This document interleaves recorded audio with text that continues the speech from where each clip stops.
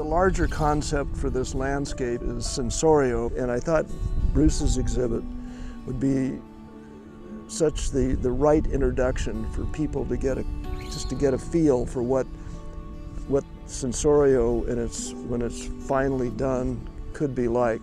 And the idea is to give people, as I say, it's an exercise, not an exercise in the mind, but it is directed to the mind. It's almost an intellectual activity in a sense. Field of Light for me it's a passion.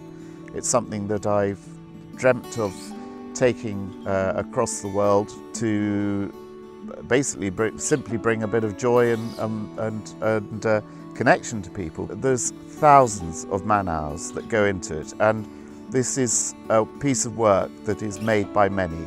It's not just one person, and you know, everybody is essential.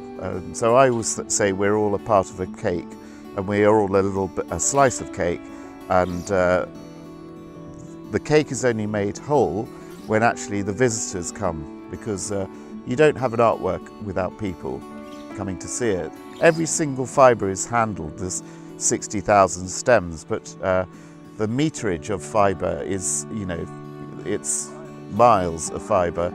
Yeah, so 230 projectors. They're all solar powered, so it's a very green installation in that sense.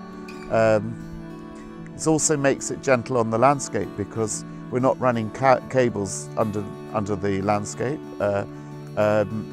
It's taking the power from the sun, which is lovely, and then leaking it out at night. There are going to be, it's a solar powered installation. There are going to be 60,000 stems. The number isn't chosen randomly, it's actually how many stems we need to fill this huge space. And it will be the biggest installation I've ever done by quite some margin. But as I said, it wasn't trying to do it bigger for the sake of being bigger, it's just what the landscape requires. The question that comes to mind is, how did this all begin, and how did I meet Bruce? We were inspired by his work in a place in the outback in Australia called Uluru. As the sun went down and the darkness appeared, out of the darkness came this incredible, I don't know, light. How can I say? It was light. And the experience of walking through it, the peaceful feeling that came from walking through it, it sort of calmed down, and the jet lag never did show up because I was so taken by the exhibit itself. I couldn't get out of my head what Uluru was and how it was so comfortable and so part of the landscape, and so appropriate, so to speak, and yet and so ephemeral as well. It was very ephemeral. In other words, you know, when it goes, it'll be gone, and the landscape will not be altered, essentially. So then I couldn't get this out of my head, and I said, you know, given the landscape we have here in Paso Robles and these sort of hidden valleys that are present here on this property, I started to imagine that something like the Field of Light could happen here.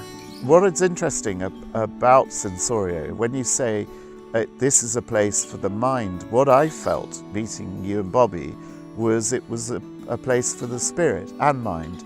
And I really do believe that a lot of the work that I do is very spirit-based, without trying to overlay it on anything. Uluru for me was an experience I wasn't expecting.